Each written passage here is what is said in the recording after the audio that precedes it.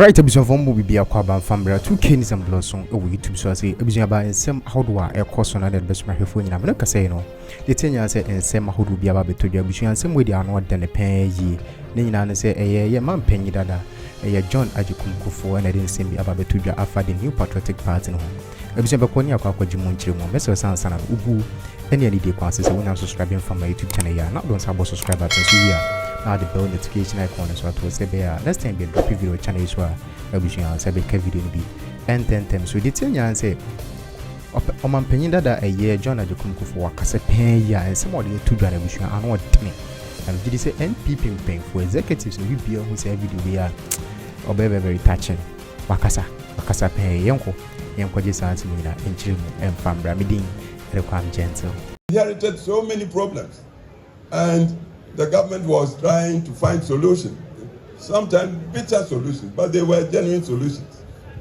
The soldiers under Champon came to remove us. And I was put in Ashaford prison. I stayed there for 1 year, 3 months, not being accused. I'm telling you, so the youth, when you complain these days, you must know it happened before, long before you were born. You must help yourselves. You are the majority now. I'm having to tell you, we lost power 79 as we learned from Professor Kwe. Why? Because along the way, we found that even as we all subscribe to democracy, we tended to be too individualistic. Egos were so big. Everybody would go and look into his mirror and think that is perhaps superior or better than the next man. You see, a party must be united. We must be reconciled. But if we go in with swollen egos, I'm entitled, it's my turn. If you say that to yourself, the next man will also tell that to himself, or the next woman. So why do we get the unity? And without the unity, how can you call yourselves a party? Democracy is one man, one vote.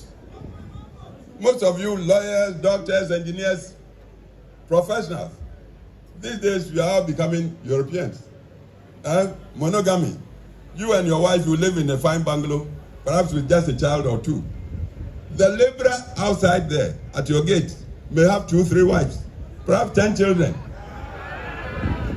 When it's time to go and vote, and you haven't won the support, the trust of the... Who would win? It's common sense. Kukrudu!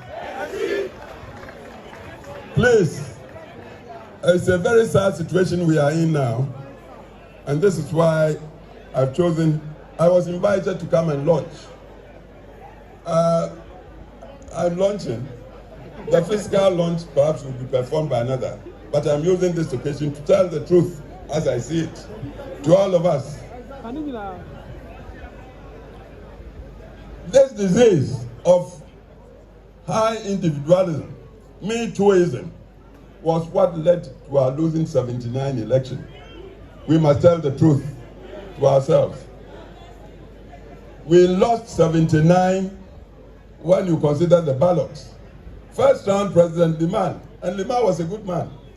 I had the opportunity to work with him in the 69-72 government. I was Deputy Foreign Minister and he was a foreign officer. I met him, good man, but he wasn't a practicing politician. He was a professional civil servant. He became, if you like, president by chance. 79, his party, PNP, was looking for a candidate. Their choice was Mr. Igala. But Igala had been disqualified by a commission of inquiry. So he turned around and picked this young man, well-educated, Dr. Liman. Just like that, and PNP accepted Liman. So into the elections, nobody knew Liman much around the country. But because that party was so united, and PNP, united like a fist in a glove, and us, the PFP, UNC, we had split ourselves, believing that we were so good, the people of Ghana would see our goodness and give it to us. We were not organized. Rather, we were tearing at each other, destroying each other, telling all sorts of things about each other, assuming Ghanaians were not listening or watching. So when we cast the vote that year, to our surprise, Liman came first, got 600 and something. Victor Osu, the PFP candidate, got 500 and something. UNC Powerley got 300. Suppose we hadn't split ourselves, 500 plus 300 and something, we would have won one touch. But once Liman got the lead into the second round, again, the way we hate ourselves. Before we knew, most of our people in UNC had gone to support Liman, even against our candidate Victor Osu. That's how we lost it. I tell you, because we did that, we disappointed our country, Ghana, so much. That was how, may he rest in peace, Rawlings managed to succeed with the attempted coup and came to sit on Ghana for 19 long years, traumatizing the country. So sometimes when people are blaming, quietly I blame our tradition, our party, and not so much the tradition as the personalities in our party. We tend to be too self-centered. Down them! Both you! Kuffour Addo, I've told you, Buzia was a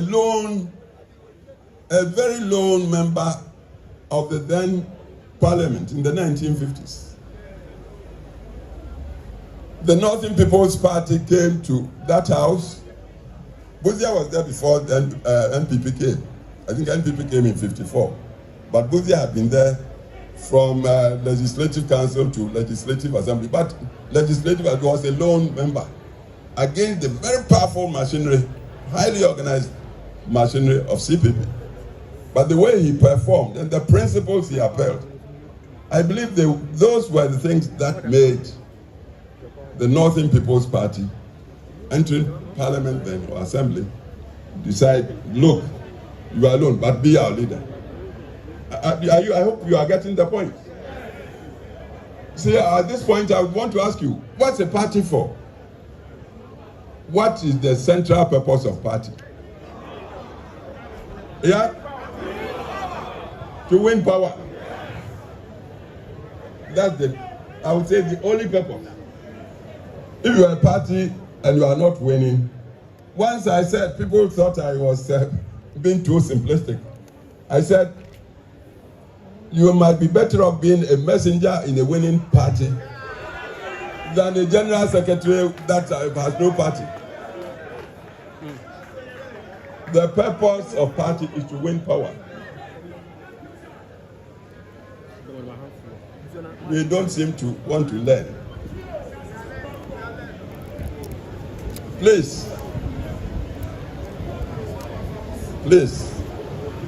we happen to be living in times. See, when I went to Parliament in 1969, the population of Ghana was just 10 million people.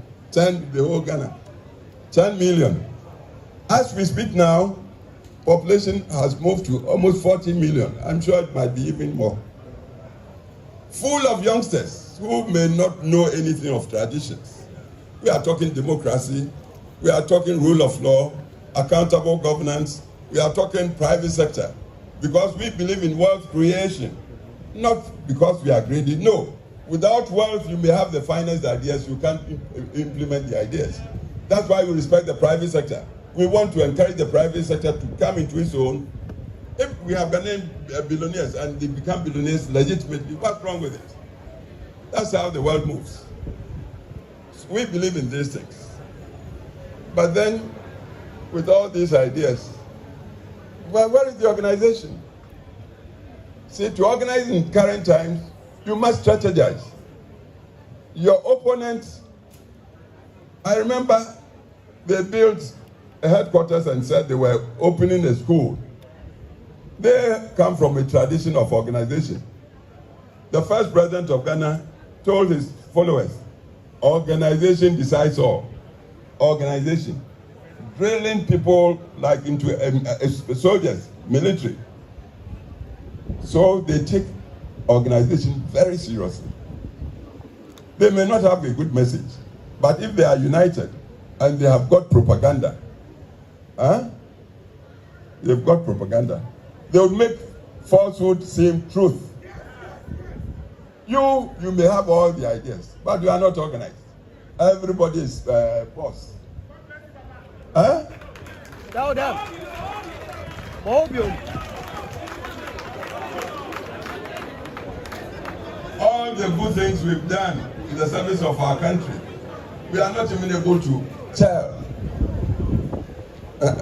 people, advocate and propagate and espouse. We did this and this, and because not to boast, but these days, because of the pressures of life, people don't have long attention span. So if you are not making your points, digital times, sharp for people to get their imagination, they take you don't have a message. A party like ours, we don't have, seriously, central think tank. A think tank should work so objectively that even hard truths would be told to itself. It might not be palatable, but if the truth, know it. Because it's only when you know it you can begin to solve the problem. We don't have, with all our intelligence and high qualifications, we seem to be afraid of critical analysis. We don't want to face the real truth. You see, the other thing with us, we may be brothers or friends, but I get the feeling that you've taken me for a ride, you've cheated me. I tell you, next time around you call me, I may not come. This is another thing we must admit. We are democratic. We uphold common humanity.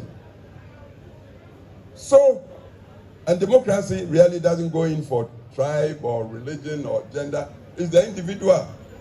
One man, one vote. And if we want power, we want to present a person who would be convincing to the generality of the electorate. Can this man we are presenting help solve problems for the community at large, so the benefit spreads across the board for all? We look at that this way. If we tell the truth to ourselves, we may see that the way we've been brushed by our opponents from way back, oh, you are a tribal party. Oh, these days we are including even religion. You do that, and it comes from our mouth, then I tell you, we are perpetuating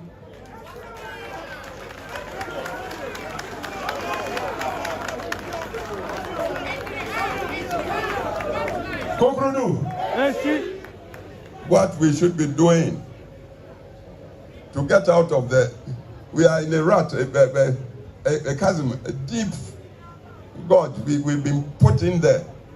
If we do not change our minds and do not think critically and then seek solutions through hard thinking, I'm telling you, touch wood, look, we wouldn't be the first party that went out of operation. I can't mention names, but a party that used to be